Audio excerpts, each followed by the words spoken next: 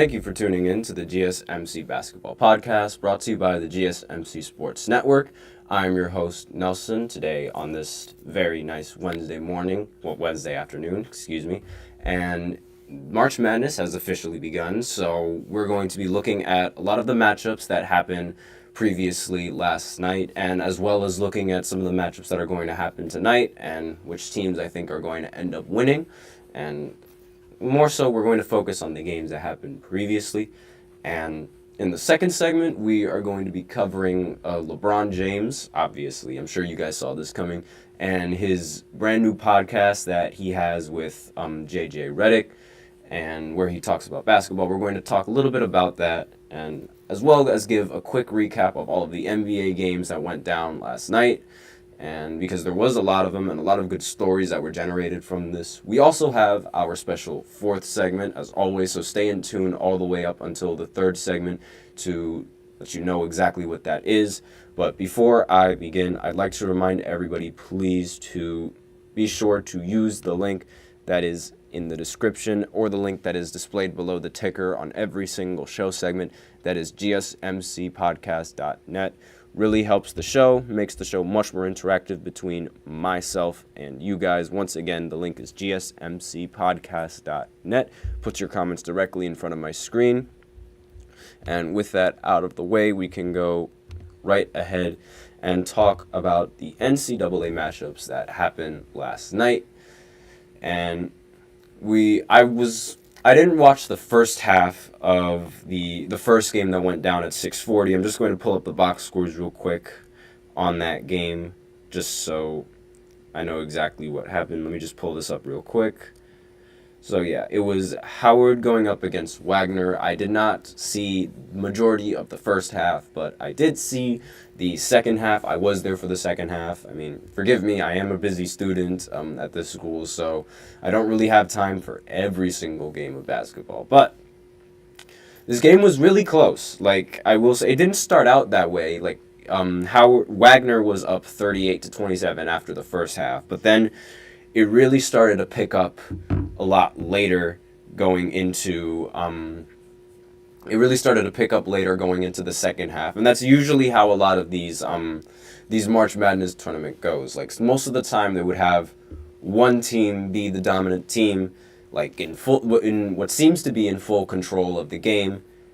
However, then once the next half goes in, they make the adjustments, they sort of compose themselves, and eventually they make the game a lot more interesting. And I really thought that Howard was going to end up winning this game, but unfortunately they ended up losing at the very last minute. The final score was 71-68. It was just extremely painful the way that they lost, because the team ended up getting like 2 offensive rebounds, and they needed a 3 in order to tie the game and force the game into overtime, and they just couldn't buy a 3. Now, there was one instance in that game where it seemed like one of the players was fouled on a 3-point shot, and I really I was expecting a foul, because I understand, like, the refs are a lot more lenient in college basketball when they're doing the NCAA tournament. Like, you might see like debates, and you might see like controversial no calls or controversial calls that happen in these games, and it really affects the outcome going forth. And it's like they're very lenient. The refs are very, very lenient when when going into this tournament. They allow the players to get really physical on the defense, and a lot of things that you don't think they're allowed to do in the NBA. They're allowed to do in college, and it's like it doesn't get called. Now, the reason why I'm bringing this up is because on one of the plays, the player did not have any room to land, and if you're watching NBA basketball and the shooter doesn't have room to land, most of the time it's going to be a defensive foul, and that results in 3 free throws if you're beyond the 3-point line. So I felt like they missed a call late in that game, but at the same time, like, I do understand, like, okay, these players, like, he might have missed the call, but at least they sort of at least they let the players play and do their own thing, if that makes sense. Because it's like, you would hope that the game would be determined by the players more so than it would be determined by the ref. And that was a problem that a lot of people had during the Super Bowl 2 years ago when Kansas City went up against the Eagles, where there was a huge no call, and actually no, there was a flag thrown on what people believed should have been a no call, and it definitely soured the opinions of a lot of Eagles fans and a lot of fans who just don't like Patrick Mahomes. And I sort of understand that logic because it's like, just let the players play. But if it's a foul, call it. Call it the way it is. It's a foul. But I digress on that entire thing. So the next game that happened was the University of, if the box scores would load, the University of Virginia, the Virginia Cavaliers, going up against Colorado State University. Now, this game, I have absolutely no idea how I was able to sit through this game. It's extremely tough. And the reason why I say it was tough is because the score going into the half was 27-14. So obviously both teams were nervous. And that's totally fine. Like, they're students and they got a lot more things to worry about, more so than a tournament game, on top of the fact that they really care about this tournament game. So the pressure, it can really get to some of these students. And this is sort of why the title is the way it is. The madness has begun, because it's like, good Lord, that first half score 27-14, that is a boring game to watch. And I don't want to sound rude or anything, but it's like, it was really, like, it gets really boring. And obviously when it's like their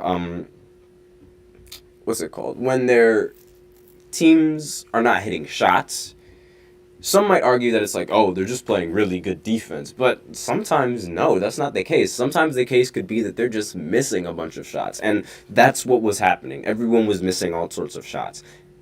And what was absolutely absurd was how, when Virginia was going into the half, like, I'd say maybe like 5 minutes left, they went cold.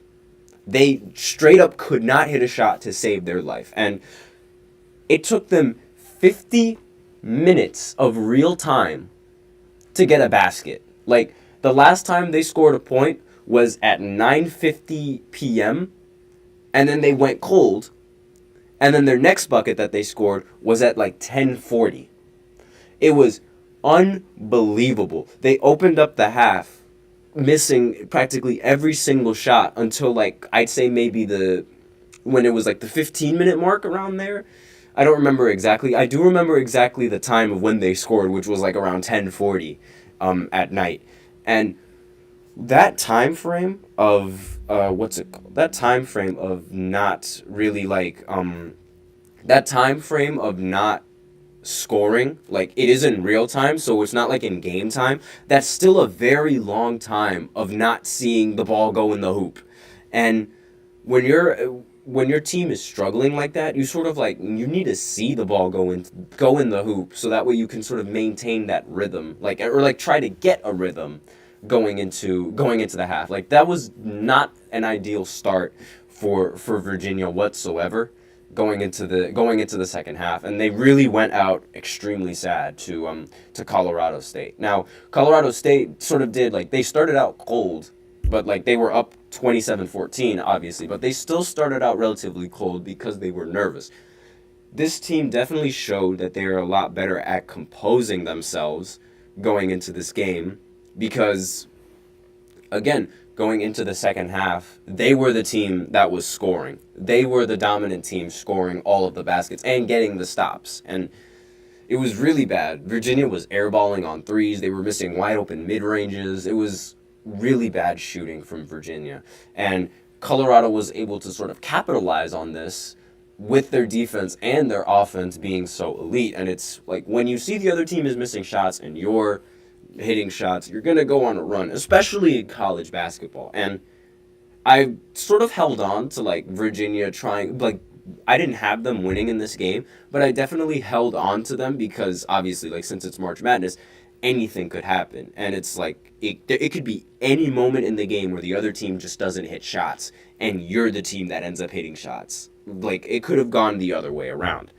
And obviously, like, it's a very sad way to go out if you're Virginia, but the teams that ended up, now Wagner is going to be the 16th seed going into this tournament, and Colorado State is going to be the 10th seed going into the tournament. And the matchups that are happening today are going to be, if the thing would load so that way I could read, Grambling State going up against Montana State. This is for the 16th seed. And the next game after that is Colorado, not Colorado State, Colorado, like, you know, Coach Prime Colorado, and Boise State. So the teams that I think are going to make it out, I have a strong feeling in Grambling State winning this, and the Colorado game is a little bit more, like, it's a little bit up in the air. It is a toss-up, and that's going to be the game to watch tonight. But I do think that the Buffaloes, they do have the best chance of making it to the tournament. Well, they are in the tournament, excuse me. I think they have the best chance of representing their team and winning this the first four matchups, because they have a better record than Oregon, and Oregon's usually really good at basketball. And I don't want to say that it's like a bias because of like Coach Prime. I understand Coach Prime has nothing to do with basketball and he's more football, but I really like Colorado as a school, and I really like all of their like sports programs. So I hope that they end up winning this matchup and they could represent their team from the Pac-12 going into the tournament. And Boise State, they would definitely put up a challenge. Like, I'm not saying that it's going to be definitely Colorado. However, and like a lot of other analysts who voted and made their brackets, it's sort of skewed between like, or it's sort of like they have no idea between who's going to win between Colorado and who's going to win between Boise. So it's a toss-up, again, like I said previously. So I really hope that Colorado ends up winning, because I was already wrong. Literally the very first game, I was already wrong on my predictions, and I don't like it. It's not a good sign. Like, I'm 50-50 right now. I'm 1 out of 2 in these predictions, and I really do not like being 1 out of 2, because when you actually go on into the bracket, I'm going to get really scared. Like, I just know for a fact that the first game of like the real tournament in the first round, it's going to be wrong, completely wrong in my favor, just because of this. And it's like the way that Howard lost, the way that they lost is just, it was very, very sad, because it's like they had opportunity after opportunity and they just couldn't capitalize on it. And I was so sad. I was so distraught, because I made the bracket with one of my roommates. Like, I helped him out. Like, which team is going to end up winning? And I'm like, it should be Howard. Like, definitely should be Howard. And it's like the very first game, it was wrong. And I just have bad luck. I just have bad luck with these tournaments. And it's partly the reason why I don't want to give any of you guys my predictions, because I just think they're going to end up being wrong with the way that my brackets have been turning out the last few years. Purdue, it's not looking good. It's just not looking good for me. So, but I digress. Now, with that, we're out of time with this first segment. So now I'm going to pivot over to NBA basketball and talk about LeBron James and his podcast with JJ Redick. Some of the things that was said, some of the things to expect, my opinions on it, that kind of thing. So I'll be right back after this short break. I feel like I'm losing my mind. Is everybody in the world blind? Please, Lord, give me a sign a sign. I feel like I'm losing my mind. Is everybody in the world blind? Please, Lord, give me a sign, a sign. I wanna be the greatest. Everybody on the fake shit. I look around and feel like everybody is the fakest. I make this every day and I'm impatient, hoping one day I blow up from the basement. Statement, the top is so vacant. I don't hear shit that I think is amazing. Waiting for my day when I'm playing sold out shows for 1,000 faces. Hey, give me that crown, get in my way and to be put down. It ain't your place, all this my town. If I want that shit, then I'll get it right now. I'm losing it, the noose it fits. I'm losing shit, a stupid myth. You choose to live or choose to dip. You choose to fight or lose your grip and lose a gift. Oh. I feel like I'm losing my mind. Is everybody in the world blind? Please, Lord, give me a sign, a sign. I feel like I'm losing my mind. Is everybody in the world blind?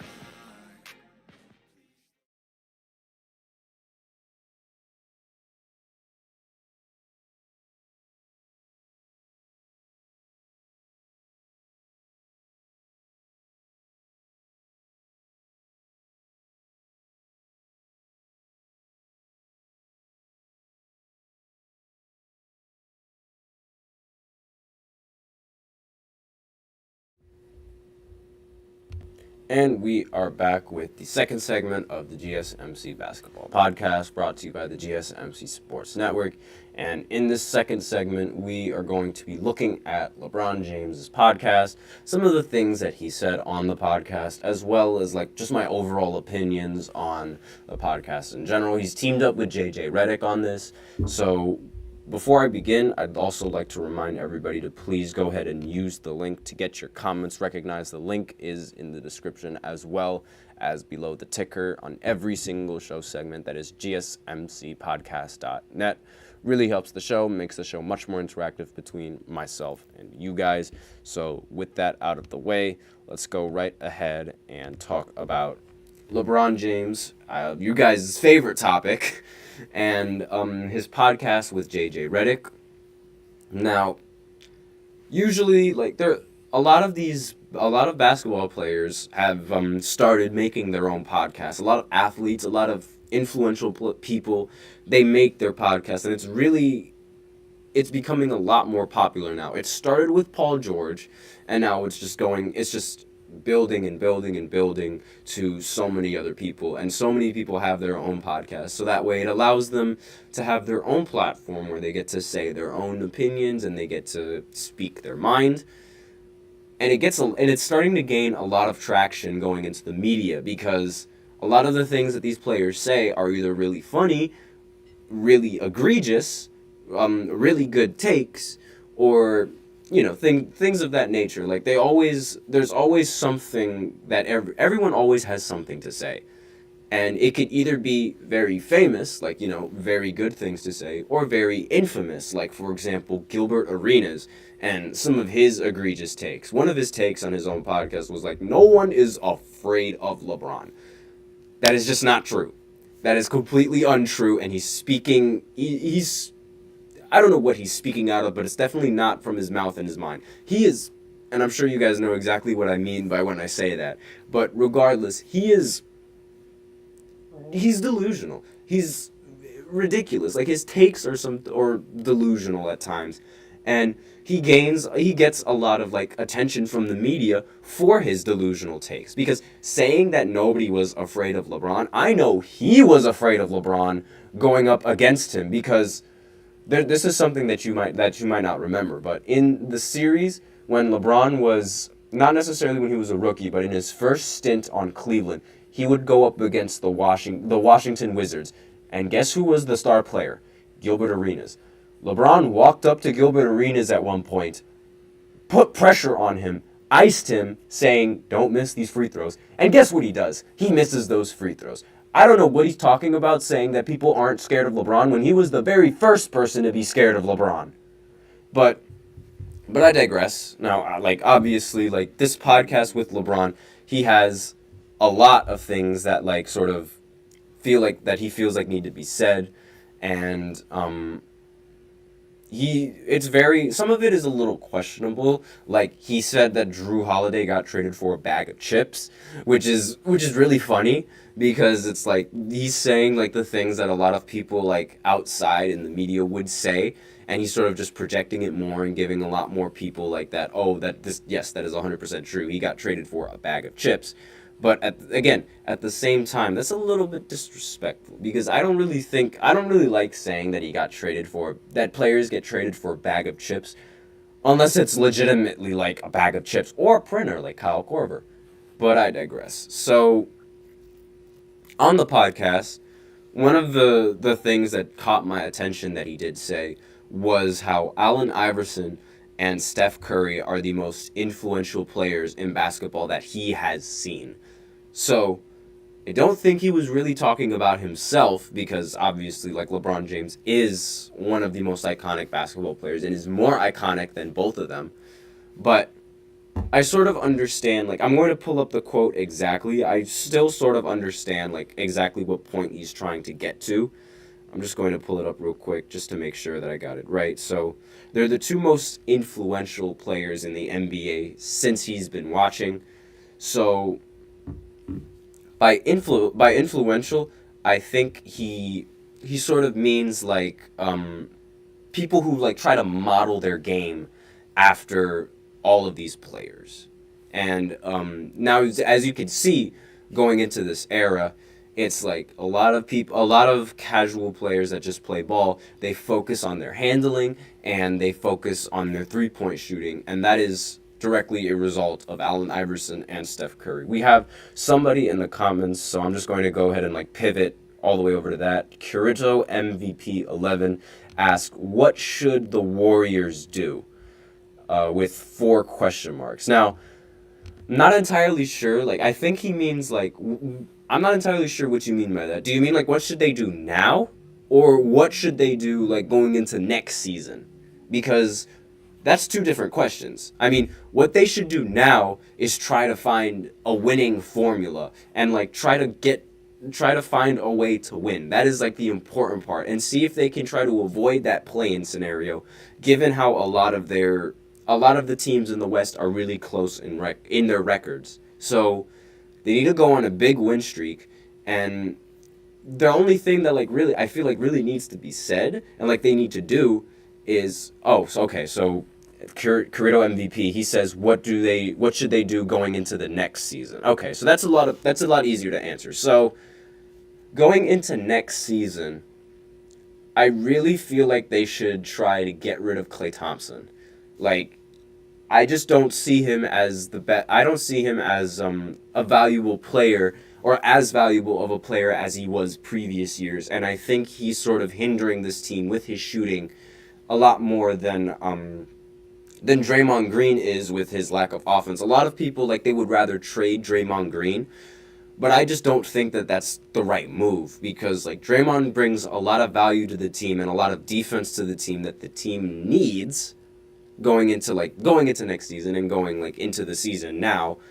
And he does a lot of these little things, and not only that, he's also Steph Curry's pick and roll partner. Like, a lot of the times, Draymond Green is the one who sets up Steph, but for the next season, they have to take complete advantage of Stephen Curry and Jonathan Kuminga. Those two are the 1 and 2 options, and you have Draymond Green being that facilitator on the team. So I wouldn't be surprised if they try to completely revamp the entire lineup going into next season and bring in a lot better role players and a lot more consistent role players. But I really feel like their biggest problem is like just the fact that they can't hit shots when they need to hit shots. I don't know why, but that's sort of the vibe that I get when I watch this team, because like they rely a lot on the 3-point shot.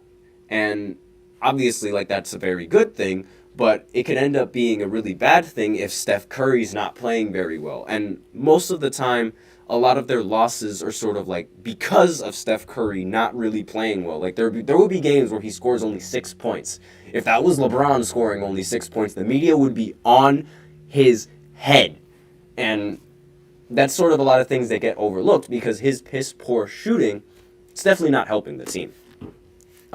More so, Curito added in the comments, reason why I asked is because where I'm at they're saying Charlotte Hornets are 95% sure they're getting Stephen Curry after the season.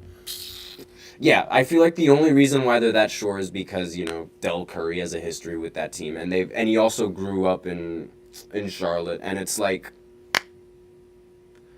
I don't think they're going to get him. I really don't think that they're going to be able to nab Steph Curry. And I think that the big three, all of those guys, they're going to retire as Warriors. Like, I know I said Klay Thompson should probably, you should get rid of Klay Thompson, but I think they're going to bring him back for when he wants to retire. And I don't see Steph Curry going to the Hornets, especially in the position that he's in now. Like, he's not the type of player to be able to carry a team that's sorry. Now, that's just me, though.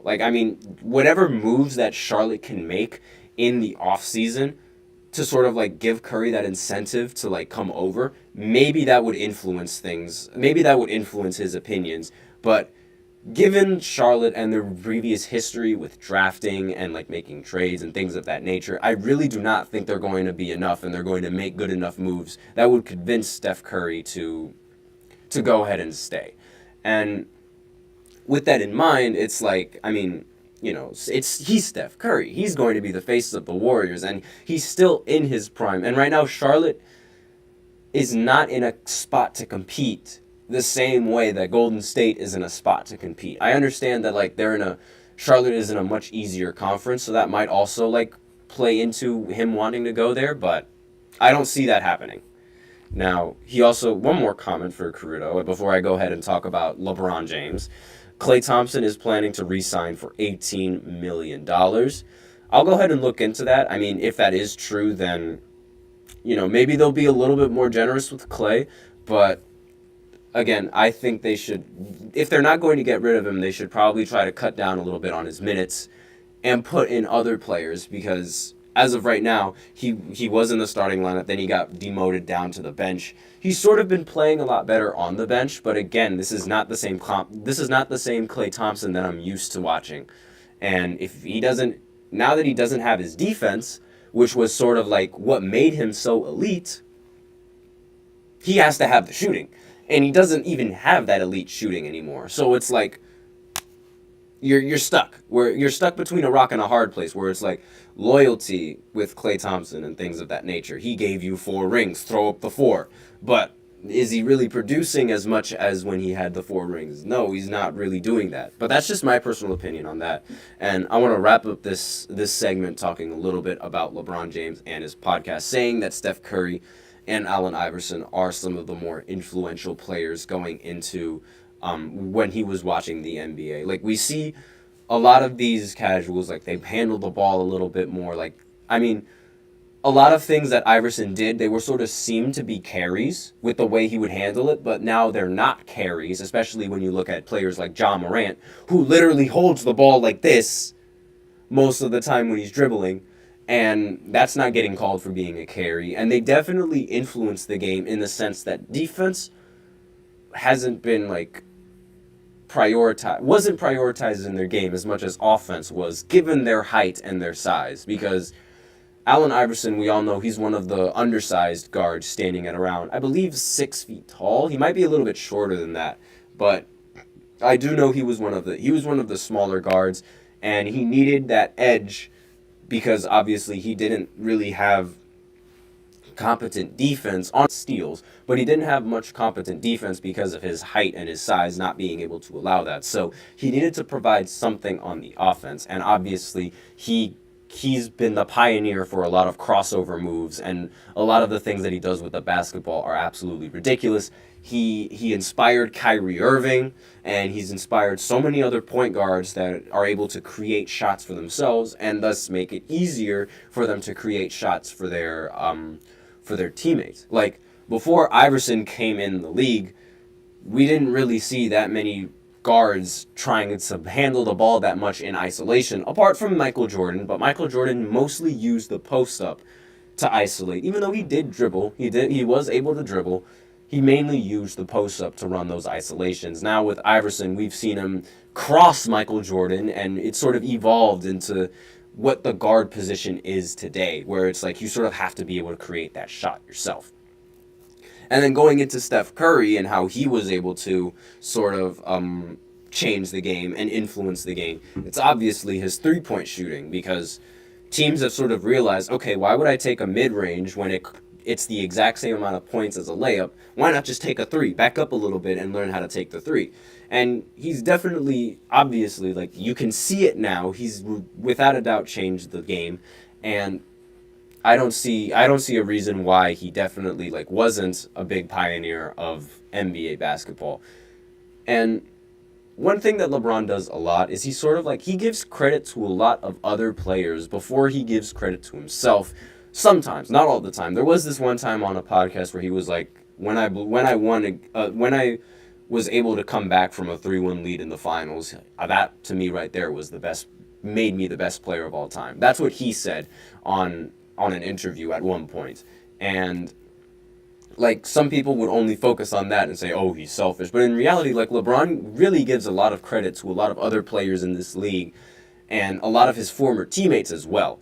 Now, there is another comment, but I'll go ahead and acknowledge that in the third segment, because we are out of time for this second segment. So join me for the third segment as I go ahead and cover all of the NBA games that happened from last night, give a quick recap of the scores and things of that nature. I'll be right back to answer your question, Corrido, after this short break, so stay tuned for that.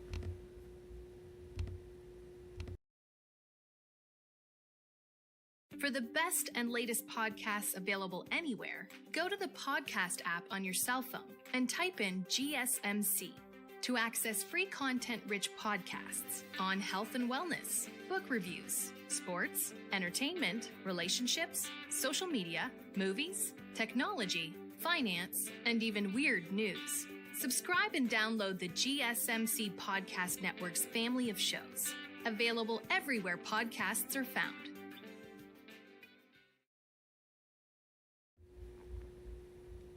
And we are back with the third segment of the GSMC Basketball Podcast, brought to you by the GSMC Sports Network.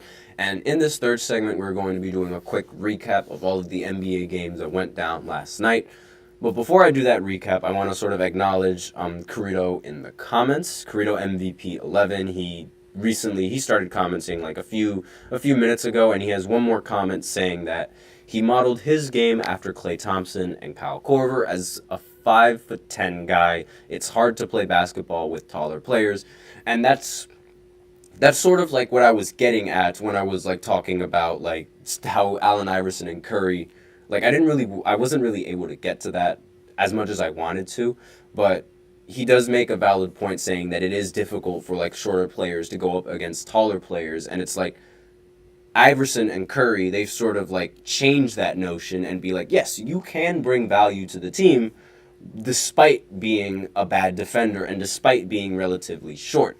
And there's two ways you could go about it. One way is with your shot creating and ball handling, Allen Iverson, and then the other way is with your shooting, hence, Steph Curry or Klay Thompson. Because with Steph Curry and his shooting, yes, Steph Curry does handle the ball at times, but there are also several times where Steph Curry runs around screens and tries to create open looks for him off the ball where he can catch and shoot and get himself into like very good positions to score. And that's sort of like part of Steph Curry's game and Klay Thompson's game that have revolutionized like the game of basketball, where it's like, sure, like maybe the guard is a little bit short, but he's a lot faster, and because he's faster, he can get open like running around screens and then shooting directly off the catch. And it's right now in this league, it is a good shot. And that's sort of like how Steph Curry has, one of the ways that Steph Curry has sort of influenced a lot of these players and how he's changed the game. Now, obviously, like, it's Steph Curry, so any type of three he takes is considered to be a good shot. So maybe don't chuck up a bunch of threes coming off the screen if that's not a good shot for you. Now, he has more in the comments. I had build up muscle to be a good defender. Well, yeah, like, obviously, like, I'm not trying to question your defense, but being 5'10", going up against someone that's taller than you, I mean, chances are they're going to be able to back you down or just shoot directly over your head. And that's sort of like where the defensive liability sort of comes into play. Again, you could always make up for it by getting steals and like either playing through lanes or like, swiping the ball at certain times. But, being tall is definitely an impact on your defense. Like, we see it in Victor Wembanyama, where it's like, since he's so tall and his frame is ridiculously tall, like, he can block the three-point shot, and he can obviously, like, contest a lot of shots, and it's very difficult for people to contest a lot of his shots. So we see how sort of height plays a very big factor in basketball, as well as on the defensive side of the ball. But it also could help you on the offensive side of the ball, given how, if you're short, you probably move a lot faster. But that's just me. So let's go ahead and talk about all of the games, or most of the games that happened last night in the NBA, because a lot of the focus was mainly in college basketball. Like, I didn't really watch a lot of the games because I was focused on college, and I really like watching college basketball in March a little bit more than I like watching NBA basketball, because it's more or less the same thing every single month with the NBA in terms of like basketball. It's like three-pointer after three-pointer after three-pointer. Not much defense being played, lazy defense being played, but in March, in college, whole different story. So let's go right ahead. Since we were talking about Victor Wembanyama, might as well go ahead and bring up the Spurs going up against the Dallas Mavericks. Now, the Mavs ended up winning 113-107. Luka Doncic ended with another triple-double, 18 points, 16 assists, and 10 rebounds. He did not shoot very well from the field, however, going 6 for 27. 2 for 12 from 3. But obviously, a win is a win is a win, and the fact that they were able to win despite like this really bad shooting, it's very impressive. Coming in from the rest of the team, not so much from Luka, because he did get a triple-double, and he was able to get a triple-double in this game, but still, his shooting was more so hurting the team than it was helping the team. Kyrie Irving ended the game with 28 points, 13 of 21 from the field, and 0 of 5 from 3. Again, not very good shooting from 3 coming in from Kyrie, but he's still a very good shot creator, and it's a nightmare going up against both of those two in terms of like guarding them in isolation and just guarding them in general, whether it's a pick and roll or it's an isolation. They can create a shot over anyone, and they are a nightmare matchup to go into the playoffs, especially in the playoffs, because Luka Doncic, he seems to elevate his game when the lights shine brighter than anything else, and it's very scary going up against that. Devin Booker would know. Now, on the Spurs side, Victor Wembanyama, he ended the game with 12 points, 11 rebounds. He did not shoot very well from the field, 3 of 13, so his offense was a little bit meh in this game, but his defense, he ended the game with 6 blocks. And he's basically the only bright side on the defense that this team has. And that's sort of what's hindering him from being the defensive player of the year, in my personal opinion, because Rudy Gobert, every single team that he's been on, it's been number 1 or number 2 defensively. That is no coincidence. And while Victor Wembanyama has the individual stats, Rudy Gobert is sort of bringing that impact to the team. And it's sort of like, where do you draw the line on individual stats overtaking impact that the team is getting? Because Rudy Gobert's defense and like the impact that it's bringing, it's giving them like free wins. It's allowing them to win a lot of these games because of their defense. And it's really difficult. Like for me, I can't pick who the who the defensive player of the year really is going to be this season, because I want to say it's Victor given his individual stats, but it's like, I don't really think it can be Victor because the value that he's bringing to his team and how, the Spurs were the first team to get eliminated from the playoffs. It's like the defense isn't really bringing that much value to the team. And I just have no idea, like, which one to pick in terms of, like, I really have no idea which one to pick in terms of, like, who should win the Defensive Player of the Year. But let me know what you guys think in the comments on who should win Defensive Player of the Year. I think want it to be Victor, but I really think it's going to be Rudy Gobert. That's just my personal take on it. And apart from Victor Wembanyama, there was also Trey Jones. But again, like, I'm not a really big fan of the Spurs team because they just don't like Victor. They really don't. I mean, it's gotten a lot better, and he's gotten a lot more touches, but still, it's like, I'm not a big fan of this team. I'm just not. Another team that I'm sadly not a fan of anymore is the Brooklyn Nets, because they just keep disappointing me. They just keep making me sad. It's every time they keep making me sad. They lost to the Pelicans 104-91. The Pelicans are a great team. I totally understand that. But Mikal Bridges, what happened to you? What happened to you? He shot 4 of 11 from the field, only 15 points. Not bad, but like, he was supposed to be the face of the team. And it's like, what is going on? Like, why are these Nets playing so bad? And I really think it's because of, like, their coach. Like, the new coach that they got, it's messing with, like, the system. Again, this would be, like, Mikal Bridges' like, third coach in the span of a few months. And, well, in the span of a year, excuse me. And it's like, he fell off a cliff. He's not the star player that I really thought he was going to be. And Crafty PG, I guess he's a friend of Crucial PG. Wemby's a problem. Now, I don't know what he means by problem. I'm not entirely sure if he means, like, he's a problem in a good way or he's a problem in, like, he's hurting the team. But he also said that Pop knows what he's doing. Like, does he really, though? Like, does he really know what he's doing? The last times, like, when you really think about it, the teams that he's led to success, they've had players like Tim Duncan, David Robinson, Manu Ginobili, Tony Parker, Kawhi Leonard. They all have had, like, they're all Hall of Famers. Like it or not, they're all Hall of Famers.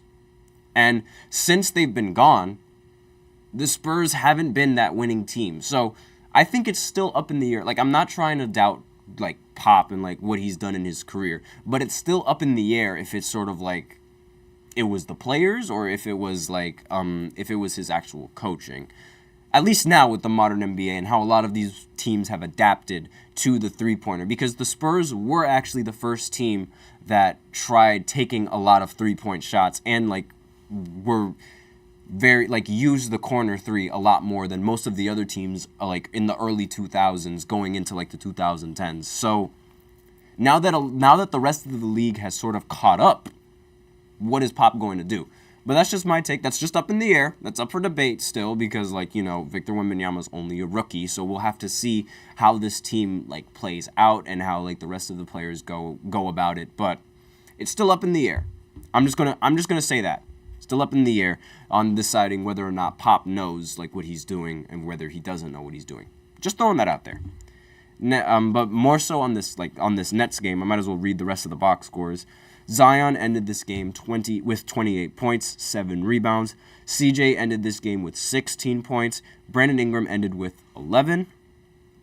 And Herbert Jones also ended with 11. Now, Zion has he's gotten a lot less talk around the media. I said this previously on my podcast, but again, it's like he was one of the most hyped prospects going into this league. And with him not playing games and with Stephen A. sort of insulting his weight problems, I don't think he has any problems with his weight. I think they're over-exaggerated. But he's definitely fallen off just a little bit. It might be partly because of, like, the Pelicans and their marketing, but I really, really want Zion to succeed. And he's not getting that coverage that I feel like he should be getting. Now talking more about, like, the Nets, you know, maybe we would be able to guard Zion if Ben Simmons actually decided to play a game. But no, he needs to sit out again. But I digress. Regardless, like, I don't want to even think about the Brooklyn Nets as a franchise. They've just disappointed me, like, time in and time out. And it's really, really, like, I've had it with the team. Next on this list is the Orlando Magic beating the Charlotte Hornets. Orlando Magic. And Paolo Banchero ended the game 13 points, 5 assists. Not a very strong scoring night for him. But again, he only played 26 minutes. Jalen Suggs, another player who, like, he had a lot of hype coming from college, going into the NBA. He's hasn't really gotten that much talk. He ended the game with 16 points, 6 assists, and 4 rebounds. Obviously, like, with the Orlando Magic and their media coverage, I don't know what is wrong with their media team. They have not gotten enough coverage that they need. And it's a little bit disrespectful, especially when, like, a lot of these players, they're playing very well. And this might relieve a lot of pressure from them going into the playoffs because they are a relatively young team. And with them being a young team, the pressure of the playoffs, it might get to them a lot quicker and a lot more than a lot of these veterans who have been in the playoffs several times. And when a lot of these young players don't have that pressure of, like, people expect this from us, they have nothing left to lose, which makes them a much more dangerous team. And that's sort of like what I think the reason why Boston constantly loses every single time, because they have all of this expectation from their fans and from the rest of the media that it just gets to them, and that pressure really builds up and it gets to them. And obviously, like, as fans, we're sort of expected, like, we expect all of these players, especially Jason Tatum, to have that killer instinct and that Mamba mentality and that no pressure. Like, pressure's not a problem for any of these guys, but they're human like the rest of us. Pressure is eventually going to get to them. And it even got to Kobe in a lot of his playoff runs. Now, Kobe blew a 3-1 lead. A lot of people don't like bringing that up, but he did blow a 3-1 lead, and part of it was his fault.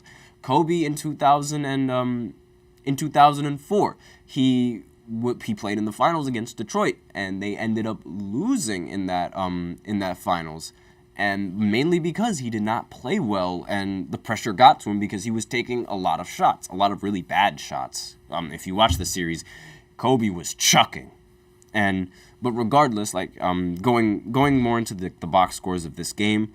Brandon Miller ended the game with 21 points, 7 rebounds. He's been very good.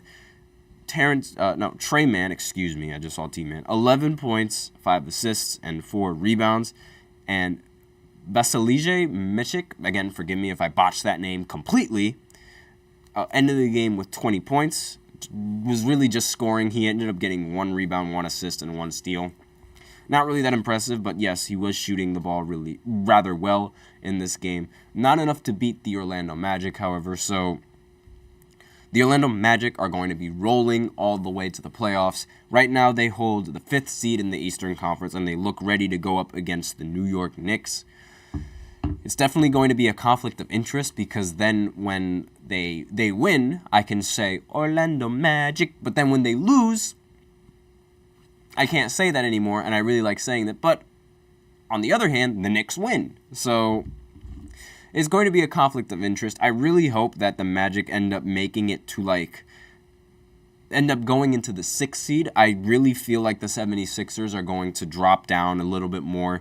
And I want to see the Knicks match up against the Pacers. That's really who I want to see in the first round in that matchup, because I really hope that the Knicks see that matchup. And I would like seeing the Magic go up against the Cavs as well, because I think that would be a very good matchup between teams that are, like, not very popular in terms of media coverage, unless they're on a ridiculous winning streak like Cleveland was. But I digress. So next game on this list is the Houston Rockets going up against the Wizards. Houston Rockets have been on a tear recently. They won 4 in a row, I believe, with Jalen Green ending the game with 42 points and 10 rebounds. Now, if you guys remember from the last episode, Crucial PG was in the chat, and he said, or he speculated, that one of the reasons for why Jalen Green was playing so good was because of his child. And that's exactly what Jalen Green said going into the post-game interview after he won that game. So shout out to Crucial PG for being absolutely spot on with that assumption. And again, 42 points, 10 rebounds. Maybe I was a little bit wrong about Jalen Green. Maybe he is a player that you could build your team around, and he could be the second option behind Sengun, or even the first option. I mean, with the way that he's playing, he's an absolute demon. Like, he hit another turnaround jump shot like he knew that was going in. Like, that is so cold. And again, he was going up against the Wizards, so it's like not really that impressive because like they are the Wizards, the worst team in the NBA. But still, turning around like after shooting a 3-ball is like, it's like you're that guy material, and it was really good to watch. It was really cool to watch. Amen Thompson, a rookie that I'm a pretty big fan of. 25 points and 10 rebounds. I think this was a great pickup for Houston, and he could be a very good third option, assuming they keep their core of players. Now, Dylan Brooks, 2 points. That's what he gets for being a trash talker. But regardless, this was a very dominant win coming in from Houston, and I really want to see them do this against a good team. Because if they can do this against a good team and keep this up, it could be a real problem going into the future. Because, again, I understand, Cleveland was a good team, but I want to see them do it against a really, really good team. But that's just me. It could have just been a game. It could have just been a good game coming in from them, but I digress. Now, before I wrap up this segment, we have another important game. The Timberwolves going up against the Denver Nuggets. I really should have talked about that game first, now that I think about it. The Nuggets almost ended up losing this game. Now, Jokic ended the game with 35 points and 16 rebounds, and they didn't have Rudy Gobert in the starting lineup for the Timberwolves. Not having Rudy Gobert and almost being able to, and losing by 3 points to the best team in the NBA now, that's not that bad. That's really not bad whatsoever. I don't think the Timberwolves should be upset at this loss. The Nuggets should be a little bit concerned about the fact that this game was really close. Michael Porter Jr., he ended the game with 26 points on 9 of 15 from the field. Jamal Murray ended the game with 18 points, 6 of 14. So, again, a pretty dominant performance from the rest of this. Jamal Murray also added 11 assists to go with that. Aaron Gordon, 14 points, 11 rebounds. Really dominant performance coming in from the Denver Nuggets. And the fact that the Timberwolves were still able to compete against them without having either Karl Anthony Towns or Rudy Gobert is very, very, very impressive. And this team might be a lot better than what I thought they were. And I had them as one of the teams that were potentially going one and done because I just don't trust the Timberwolves. But after this game, they could definitely put up a series against anybody, in my opinion. Anthony Edwards, great face for the Timberwolves. Definitely a great athlete. 30 points per game. Well, 30 points he had in this game. I don't know exactly if he's averaging 30 points per game. I'm going to see. No, 26.7. Really, really close to 30. But 30 points, 8 assists, 8 rebounds. Jaden McDaniels ended the game with 26 points.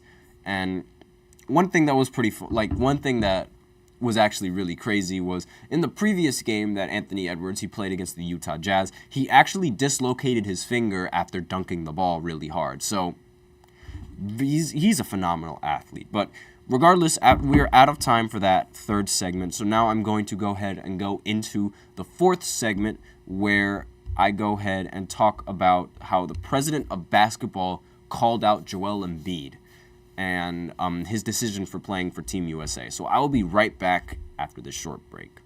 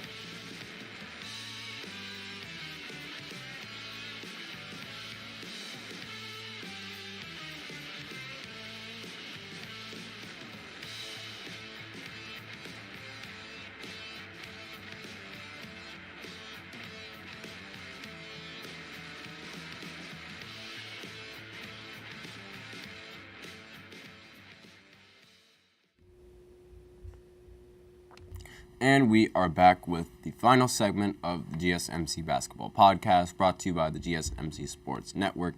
And in this fourth segment, we are going to be talking about how the president of basketball just called out Joel Embiid. This was recently, so I literally just recently added this as the fourth segment. This was like about, about an hour ago, where the president of French basketball, he called out Joel Embiid, saying, Team USA, with him, who can beat you? Come on. Nobody. This is an easy way for him to get an Olympic medal. This was Jean-Pierre Ciutat, forgive me if I botched that name, on the Joel Embiid choosing Team USA over Team France. Now, I'm a little bit skewed on this because obviously, like, you know, as an American, I'm like, USA. So give me Joel Embiid on my starting lineup, yes, but I really wouldn't care if Joel Embiid was in the starting lineup, honestly. Like, I think his play style and him flopping 24/7 is actually going to hurt us more than it's going to help us. Because, let's face it, Joel Embiid's play style, it only works in the NBA.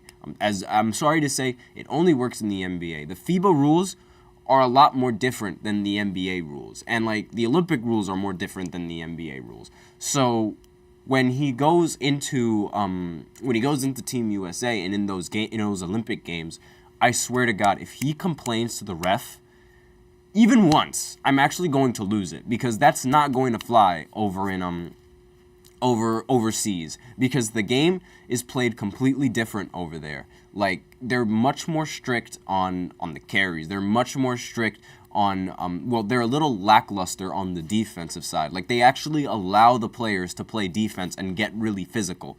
And if Joel Embiid just keeps going like that 24/7 trying to get a foul, he's not going to get a foul.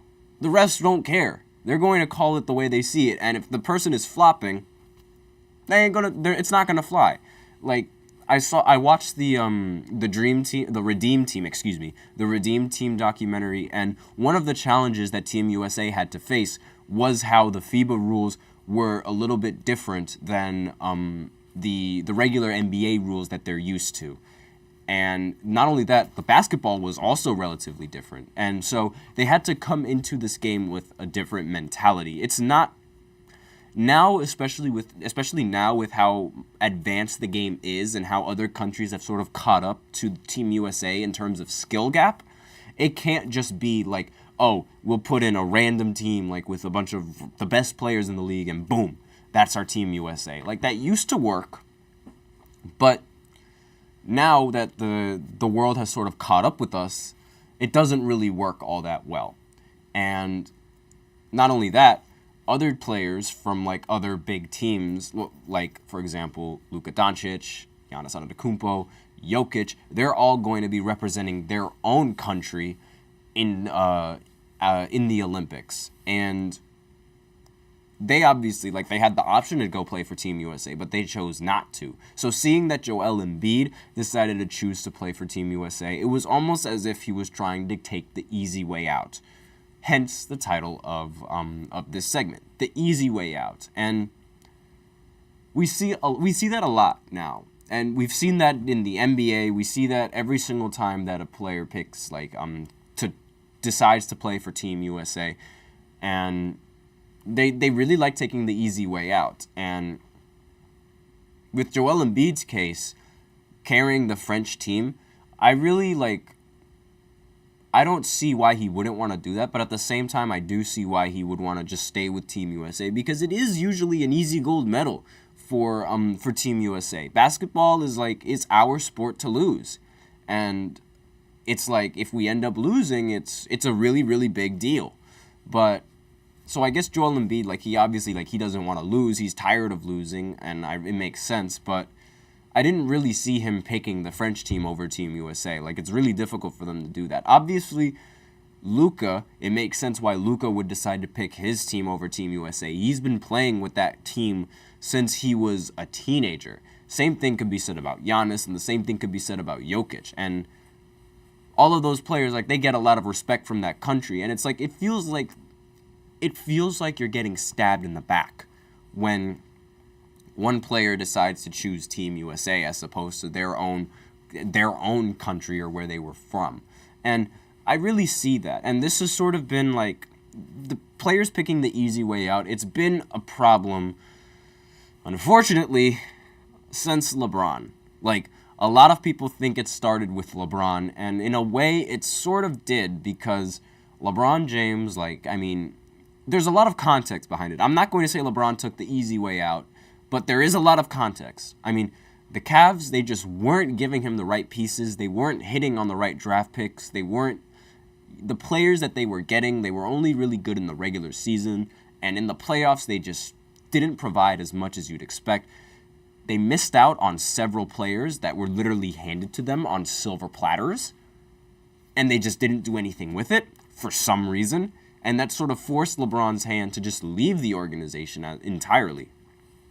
And that was sort of like the start of players taking the easy way out, because in everyone's eyes, when LeBron James joined the Miami Heat and Chris Bosh also joined the Miami Heat, it was like no team was going to be able to beat them. That was sort of the thought process. And the reason why I don't really I don't really blame LeBron for doing that is because, one, the Cavs literally were doing nothing for him. They were not helping him in the slightest. And I don't understand why you'd expect someone to stay on the team when the team isn't helping them win. And he needed to win. You needed to win. He had an expectation to win the second he stepped foot in the league. But I digress on that. And then, obviously, it wasn't a guaranteed win for LeBron James, because he still had to go through the Boston Celtics, who still had their big three. Granted, they were getting older, but still, that big three was still a very dominant piece in the West. And having LeBron on the Heat, it sort of seemed like, that was a surefire way to win, at least on the Heat side, on the Heat standpoint. And that sort of set the tone for a lot of these other teams deciding to sign with different teams in free agency and form their own really good team. I think this really kicked off when Kevin Durant decided to make that weak move and join Golden State. I will blame KD till the day I die. He should never be forgotten that he made that move. Never in the history of basketball should anyone forget that Kevin Durant made the spineless, the softest, the weakest move in NBA history by joining Golden State. The team that beat him, the team that won 73 games, the team that has proven that they don't need him to win, decided to get him in free agency. And that set the tone for a lot of these players trying to find an easy way out. Because that's what Kevin Durant did. He tried to find an easy way to get rings because he felt that was the argument as to why he wasn't on the same level as LeBron.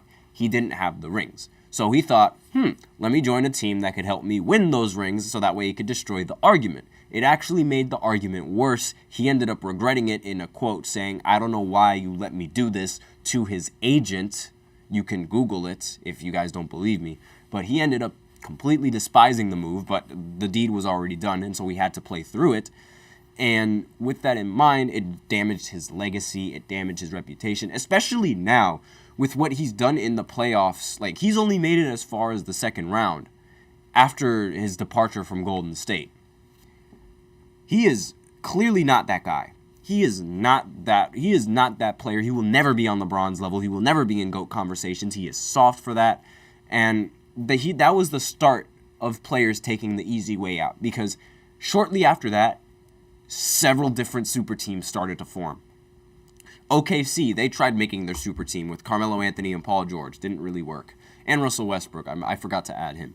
The Lakers, they ended up trying to get LeBron James, and they did getting LeBron James. Houston signing Chris Paul, and what other moves were made? And there were several other moves, and then later on, the Clippers getting Kawhi Leonard, the dynamic duo.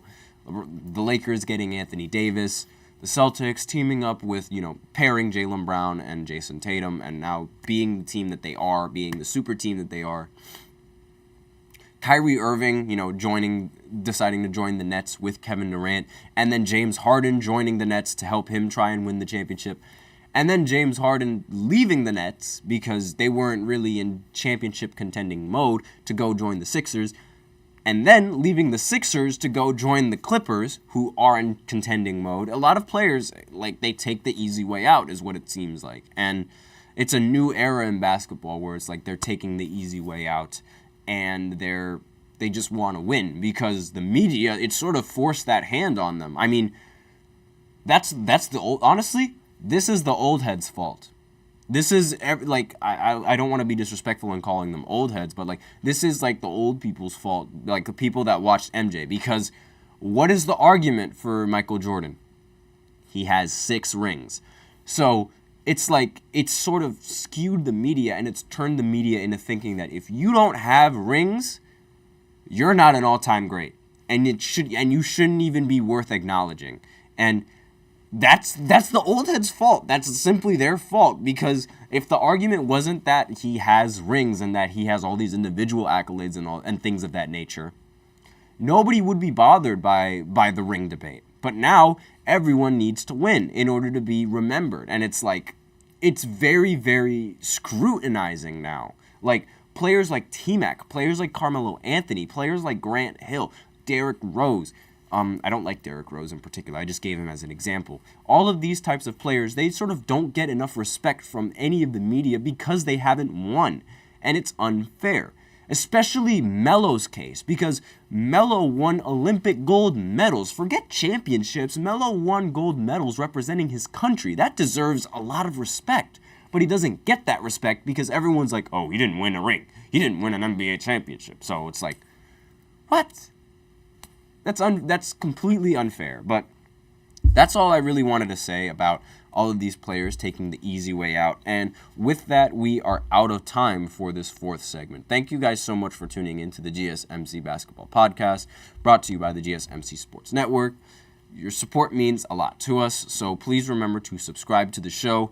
Leave a positive review. It really does make a difference. Leave a nice comment on any of the videos that I do or any of the segments that I do. Also, watch some of the other shows because we do have a lot of other podcasts. Like, we have the sports podcast, we have the football podcast, we have the baseball podcast, where, TJ does the sports podcast, Kenneth does the football podcast, Sam does the baseball podcast. Shout out to all of them. They do a great job in handling the show. So go ahead and tune into some of their shows and go ahead and watch. Like, I believe either Sam or TJ are going to be live directly after me, but I'm not entirely sure. Just go ahead and check. Now, we also invite you to follow us on Facebook, Twitter, TikTok, and Instagram for more content and updates.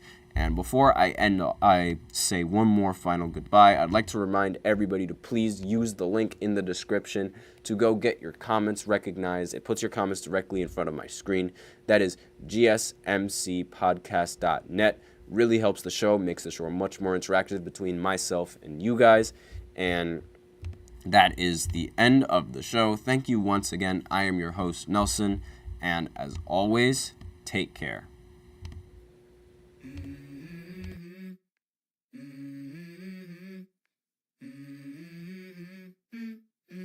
Let's go. I wake up to a little bit of drool on my pillow, feel like it's gonna be a bad day. Yeah, I'm tired of shit, and the coffee ain't hit yet. Damn, ain't that great.